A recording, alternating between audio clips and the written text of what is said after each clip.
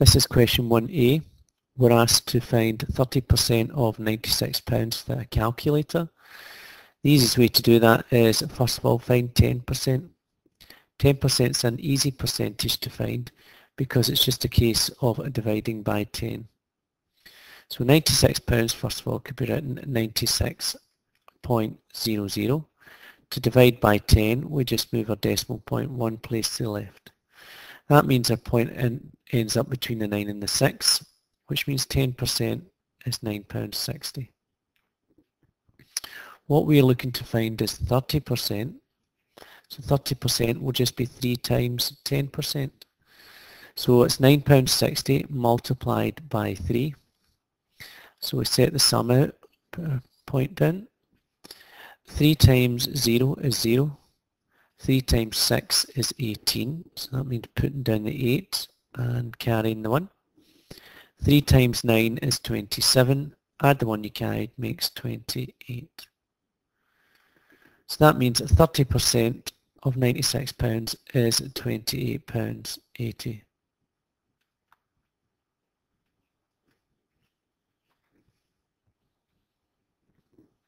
Part B of this question asks us to find 2/3 of £42.60.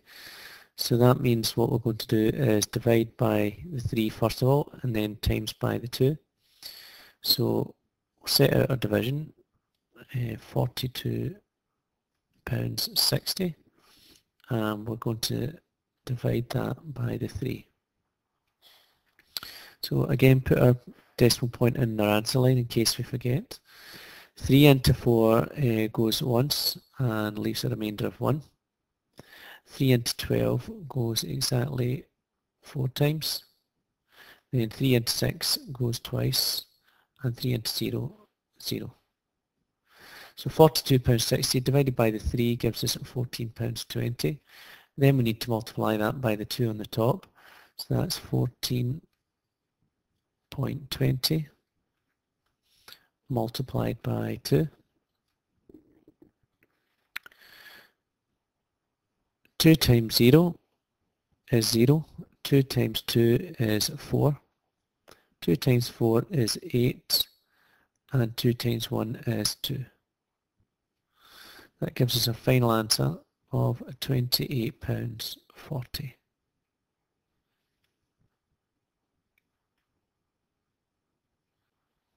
Question 2. As Mars circles the Sun, the average distance between them is 228 million kilometres. Part A asks us to write this number out fully. So 1 million is a 1 with 6 zeros, so 228 million is 228 followed by 6 zeros. And that's kilometres km. So that's part A. Part B asks us to now write the number in standard form, sometimes known as scientific notation.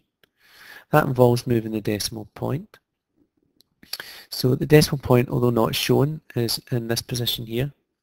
It's not needed at present, that's why it's not shown.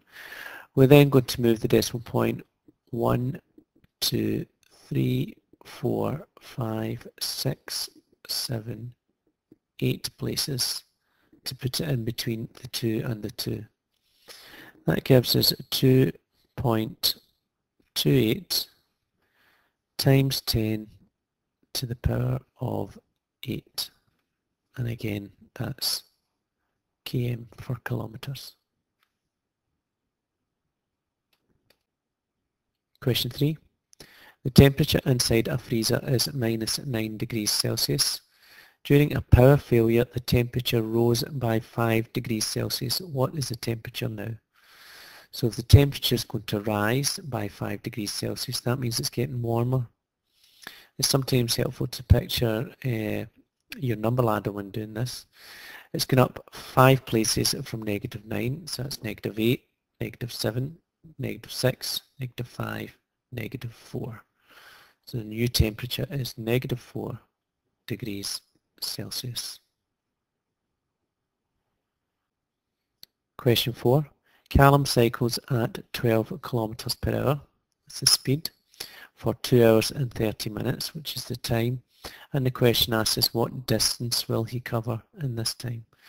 So we should remember that distance equals speed times time. The speed, I'll write it over here, is 12 kilometers per hour. And the time is 2 hours 30 minutes. Now we have a mixture of units here. So 2 hours 30 minutes, this is a non-calculator paper. You should know that that is 2.5 hours or 2.5. So substituting those values in, we get distance equals 12 multiplied by 2.5 or 2.5. And that's something you should be able to do in your head. The 2 times 12 part gives you 24, and the 0.5 times 12, half of 12 is 6. So that's 24 and 6, which is 30. And it's 30 kilometers, which is our answer. Question 5. Part A asks us to complete the table of values for y equals 3x minus 1. So that means we get our y values on the bottom row by doing 3 times the x value and subtracting 1. So first of all, 3 times negative 2 is negative 6, and negative 6 take away 1 is negative 7. Then 3 times 2 is 6. 6 take away 1 is 5. And 3 times 4 is 12, and 12 take away 1 is 11. That gives us 3 sets of points. First point is the point negative 2, comma negative 7. The second point is 2, comma 5. And the third point is 4, comma 11. So we should recognize this as being the equation of a straight line graph. So plotting these points should reveal we get a straight line. Part B asks us to draw the graph of this on the grid below. So that involves plotting the points. So negative 2, negative 7, starting in the middle. Negative 2 first of all, and then negative 7. 1, 2, 3, 4, 5, 6, 7. So our first point is this point here. Our second point is 2, comma 5.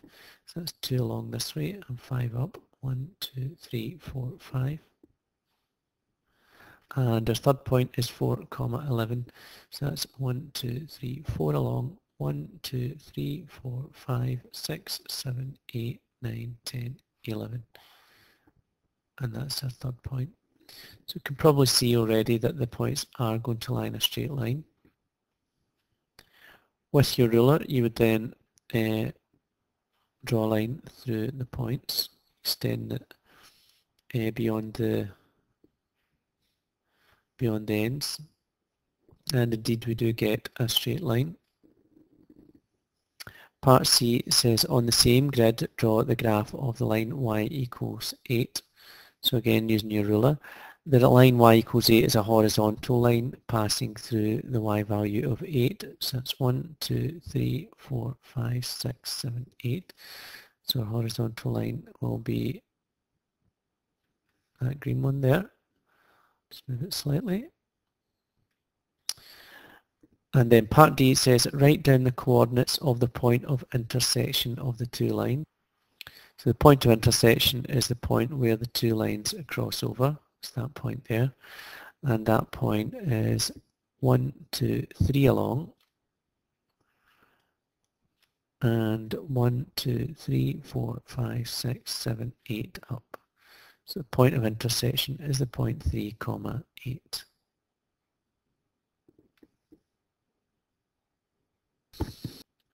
Question number 6. Paolo uses a formula to calculate how much he will charge for his medium pizzas. So the formula's here. It's C equals 550 plus 90t. We're then told that C is the cost in pence and T is the number of extra toppings. The question asks us to use the formula to calculate the cost in pounds. So notice that word in bold there. And the pizza we want to calculate the cost of has 3 extra toppings. So we start with our formula, C equals 550 plus 90t. We know that our pizza has 3 extra toppings, so we can substitute 3 in for t. So that gives us C equals 550 plus 90 times t, which is 3. Using the rules of BODMAS or BIDMAS, we should remember that we need to do the multiplication here before the addition. So that gives us 550 plus 90 times 3, and that's 270. Finally, we can add 550 plus 270, and if we do that, we get 820. So remember, that's our cost in pence, because that's what the formula told us at the start. The cost we require is in pounds. 820 pence is £8.20. And that's our final answer. Question 7 asks us to multiply out the brackets and simplify. So we have 3 plus 5 bracket 2x plus 7 close bracket. So again, sticking to the rules of BODMAS, we should remember that we don't add here to begin with. We have to multiply out the bracket. So we have 3 plus, and then first of all 5 times 2x is 10x, plus, and then 5 times 7 is 35. We have a 3 and plus 35 here, and putting those together gives us 38. So we have 10x plus 38. That's it fully simplified, and that's our final answer. This is question number 8. The shaded area represents a suite of offices on a floor of a tower block. What area of carpet would be needed to cover the floor? So we have a shape here which we can't find the area of as it is at present. This is known as a composite shape. It's made up of shapes that we can find the area of. So if we split our composite shape as so, then what we get is we get some rectangles. So we'll call this one rectangle 1, rectangle 2, and rectangle 3. Taking them one at a time, rectangle 1. So to find the area of a rectangle, we use the formula which you should know, area equals L times B, length times breadth. So I'll just draw a little separate sketch of our rectangle. So I'll do it here. So this rectangle, as we can see from the diagram, has a length of 10 meters and a breadth of 3 meters. So that means substituting into our area formula, we get 10 times 3, and 10 times 3 is 30. So 30 square meters. So that's the area of rectangle 1. Now what we want to do is we want to do the same thing for rectangles 2 and 3. Now rectangle 2, set this out here. Rectangle 2, finding the measurements for rectangle 2 isn't quite as straightforward. I'll draw a little sketch of that one. So put that up here. So at present what we have is we have a line going from here to here, one end to the other end of the shape, which is 20 meters. The length of the rectangle we're trying to find is this length here. So that'll be less than 20 metres.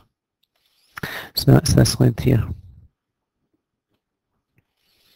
Now, if we have a look at this length here, you should be able to see that that one here is the same as the one at the bottom.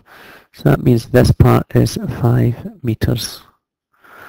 Also, if you look at this end, this one here is the same as this one down here, which means this one is 3 metres.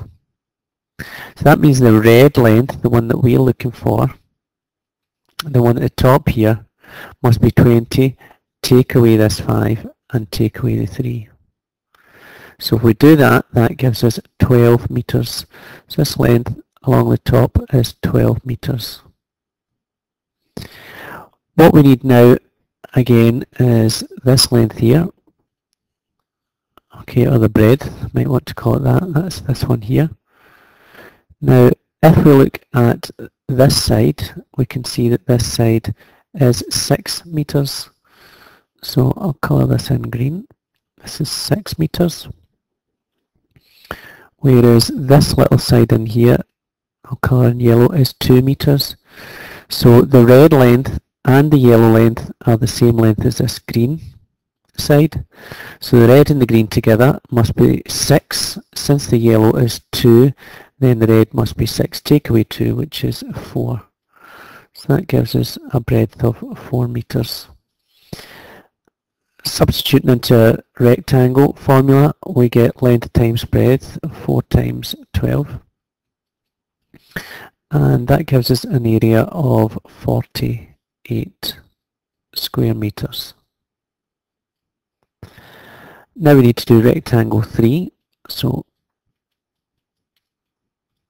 I'll do this over here, rectangle 3. First of all, put down a little sketch of rectangle 3. So that's like this. The measurement from here to here, or from here to here as we can see it, is 5 metres. And the measurement from here to here is 6 metres. So the length and breadth are 5 metres and 6 metres.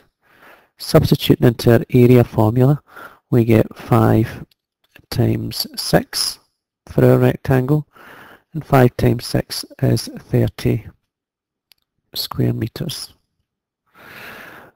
What we're looking for is the total area, so the total area for our shape will be 30 plus 48 plus 30. So adding those together, 30 add 30, add 48 gives us 108 square metres, which is our final answer.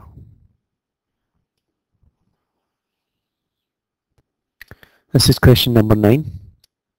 The bar chart shows the different types of books borrowed from a school library in one day. So we have sport, crime, horror and romance.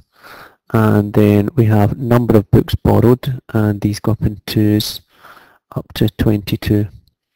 Part A said there were also 16 science fiction books borrowed that day. Add a bar to the chart to show this. So we'll add a bar on. So there's 12, 14, 16. So that's a new bar. What we want to do now is we want to label it also, so it's science fiction. So sci-fi.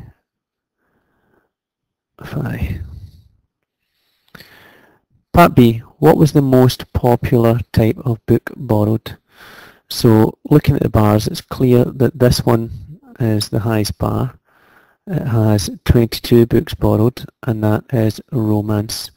So question B, the most popular type of book is romance.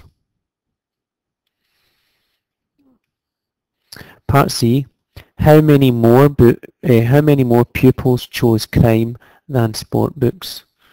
So question C, Crime is 14. And sport is 6. So 14 take away 6. And 14 take away 6 is 8. So that's 8 more pupils chose crime.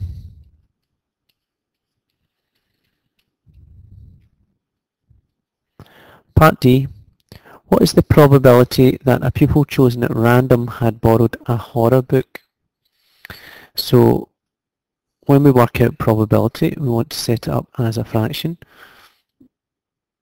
On the top line, we have the horror books. We have 12 chances of choosing a horror book out a total of, and then we have 6 sport, 14 crime, which is 20 in total so far, 12 horror, which gives us 32, 22 romance, which gives us 54, and 16 sci-fi, which gives us 70. So that means we have 12 chances out of 70, or a probability of 12 over 70. This probability must be written as a fraction like this, and if it can be simplified, we should do that. The number 2 goes into 12 and 70, 2 goes into 12 6 times, and 2 goes into 70 35 times. That gives us a simplified probability of 6 over 35. We can't simplify that, so that's our final answer. The probability of choosing a horror book at random is 6 out of 35. This is question 10. The graph shows the relationship between the heights and shoe sizes of 8 pupils. So we have pupils' height in centimetres along this axis and shoe size along this axis. We can then see the points plotted on the graph. So for example, this pupil here has a size 1 shoe, and it looks like their height is slightly below 120, maybe 118, 119. So each point represents a pupil on the graph. Part A says draw the line of best fit onto the diagram above. So what that means is we have to look to see which way the points are going, and clearly they are connected. They are going up like this, which is expected. We would expect pupils who are smaller in height to have a smaller shoe sizes, where pupils who are taller to have a larger shoe size. So what we see there is a correlation or a connection. The line of best fit is a straight line that passes through the points. It has to go in the same direction as the points, and we have to have roughly the same amount of points on each side of the line once we plot it. So now we have a line on. This will be done with your ruler. We have 4 points on this side of the line and 4 points underneath, so as close to that as possible. And also you can clearly see that the line goes in the same direction as the points. Part B, use your line to estimate the height of a pupil who takes a size of 4.5 in shoes. So if we look at size 4.5 and we go up, we can see there is no pupil has a size of 4.5. So what we do is we use our line to estimate their height. So 4.5 in between 4 and 5, 4.5, go up until we meet the line, which is here, and then trace back along until we get to the axis which represents the height. So coming back over here, it's roughly at this point. It's just a little bit more than 140. Estimating from that scale, it's around 142 centimetres. So a good estimate for someone with a size 4.5 shoe, their height would be 142 centimetres.